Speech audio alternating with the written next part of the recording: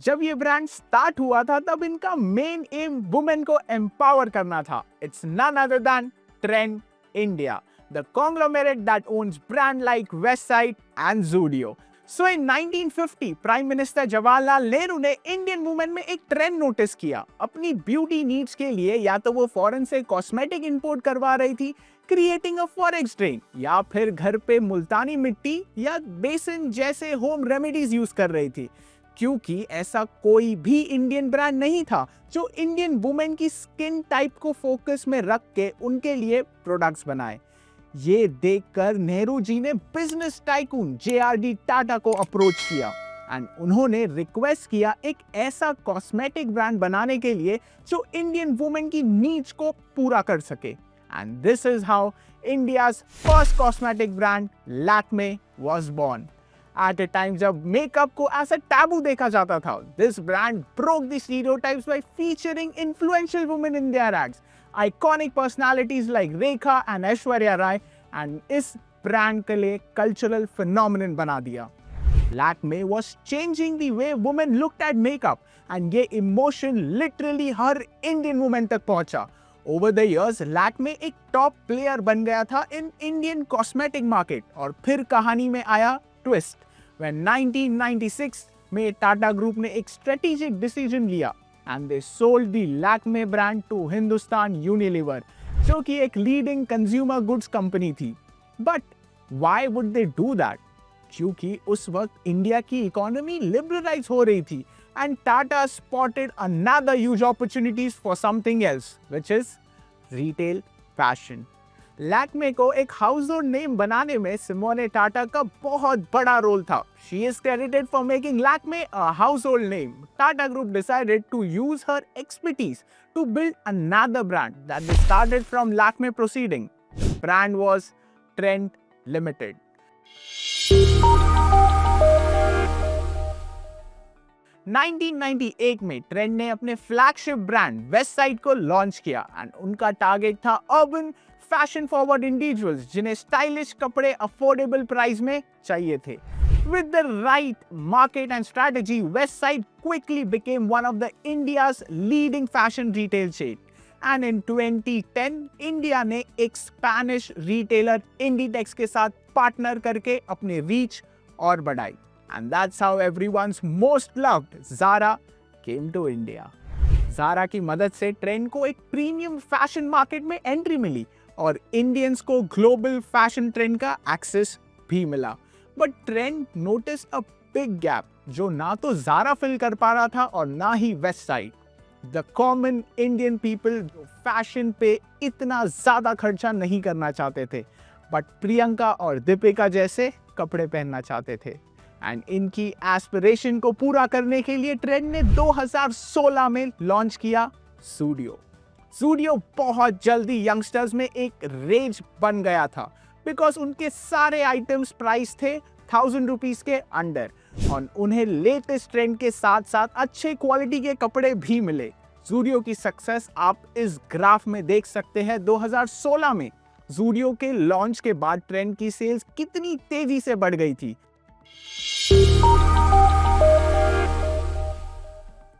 Trend की success का राज उनकी यूनिक बिजनेस स्ट्रैटेजी में छुपी है. Trend Indian fashion retail market में गैप्स आइडेंटिफाई करना और नए फॉर्मेट्स को स्क्रैच से बिल्ड करने में एक्सपर्ट है. एक और चीज जो उन्हें अलग बनाती है वो है उनका relentless focus on profitability. Retail businesses में प्रॉफिट ग्रोथ या तो रेवेन्यू बढ़कर आ सकता है या फिर कुछ खर्चा कम करके. ट्रेंड ने अपने फ्लैगशिप ब्रांड वेस्टसाइड के साथ एक विनिंग फॉर्मूला ढूंढा जो ब्लॉकबस्टर प्रूव हुआ है कंपनी के लिए. ये फॉर्मूला है SSS यानी सेम स्टोर सेल्स. उनकी फिलॉसफी क्लियर है, पहले एग्जिस्टिंग स्टोर्स को प्रॉफिटेबल बनाओ और फिर एक्सपेंशन की सोचो. इसका मतलब है कि करंट स्टोर्स से ज्यादा सेल्स करना और साथ ही कॉस्ट पर भी कड़ी नजर रखना. इस टेबल में देखिए कैसे 30% से स्टोर ग्रो करने के बाद भी same store sales continuously increase हो रहा है. जनरली रिटेल प्लेयर्स नए स्टोर्स ओपन करने पे ज्यादा फोकस होते हैं to grow their sales, but इस स्ट्रैटेजी में बहुत अपफ्रंट खर्चा लगता है, बिकॉज या तो प्लेयर प्रॉपर्टी लीज पर लेते हैं या नई प्रॉपर्टी को डेवलप करते हैं। दोनों ही केस में ह्यूज केपेक्स इन्वॉल्व होता है। इसके अलावा इन्वेंट्री पे भी बहुत पैसा फंस जाता है। सो स्टोर्स ग्रो करके सेल्स बढ़ाना डिपेंड्स ऑन आप कितना केपेक्स कर सकते हो।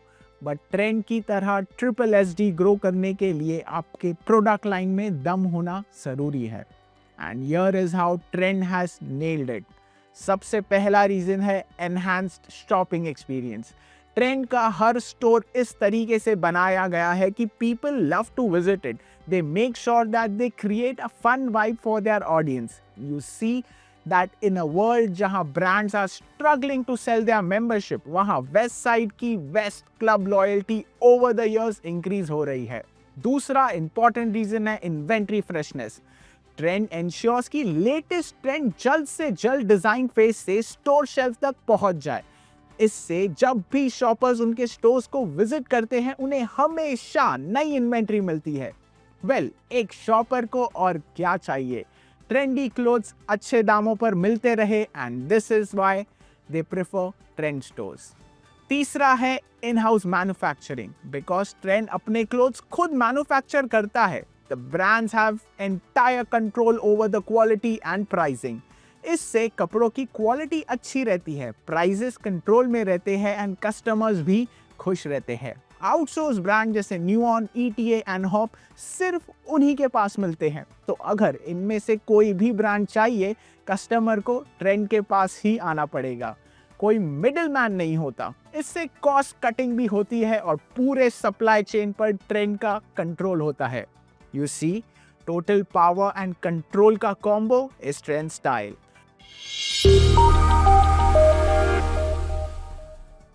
बट ज़ूडियो के केस में कॉस्ट कंट्रोल का तरीका बहुत ही हटके है। Number 1, store location selection. Retail की दुनिया में profits banana is not easy, but Zudio की आउटलेट्स नॉन प्राइम स्पॉट्स पर खोली जा रही है, जहां पे रेंटल प्राइसेस बहुत ही कम होते हैं। प्लस उन्होंने अपनी ब्रांड की फ्रेंचाइजी देना भी शुरू किया, जिससे उन्हें अपफ्रंट पैसा देने की जरूरत नहीं पड़ी। दूसरा, no celeb collaboration. Zudio celebrity endorsement नहीं करता, but they tie up with hyper local influencers to connect with their exclusive. Remember, उनके की client base college going Gen Zs है जो सोशल मीडिया से एडिक्टेड है। So you see, this strategy works like magic. तीसरा, offline shops. But strategy में twist यहां पर आता है। जेनजी क्लाइंट्स जो ज्यादा समय फोन पर बिताते हैं, ज़ूडियो उन्हें अपने कपड़े केवल फिजिकल स्टोर्स पर ही बेचता है। हाँ, ये थोड़ा काउंटर इंट्यूटिव लग सकता है, लेकिन इसके पीछे एक सॉलिड रीजन है, which is cost saving. Stat shows कि ऑनलाइन ऑर्डर किए गए कपड़ों में से 25% वापस मंगाए जाते हैं। इससे ब्रांड को काफी लॉसेस होता है, एंड लॉसेस से बचने के लिए ज़ूडियो ऑफलाइन सेल्स पर ही फोकस करता है। Ambience and brand perception. Zudio की प्राइसेस अफोर्डेबल है, बट उनका परसेप्शन चीप नहीं है, and that's exactly where their audience love them. Their stores look trendy and aspirational, and hence लोगों को यहाँ एक प्रीमियम शॉपिंग एक्सपीरियंस मिलता है। 2016 में एक स्टोर से आज 500 प्लस स्टोर्स तक, Zudio proves it's strategic brilliance. And इससे यही पता चलता है कि ट्रेंड सिर्फ कपड़े ही नहीं बेच रहे, they are scripting the future for India's fashion retail. Trend has continued evolving and growing over the years and found new ways of finding profitability in different form of business. What is your favorite brand of Trend that you have used? Also, tell us which next business success story you would like informed investor to cover. This is Prithvi Agarwal signing off. Jai Hind.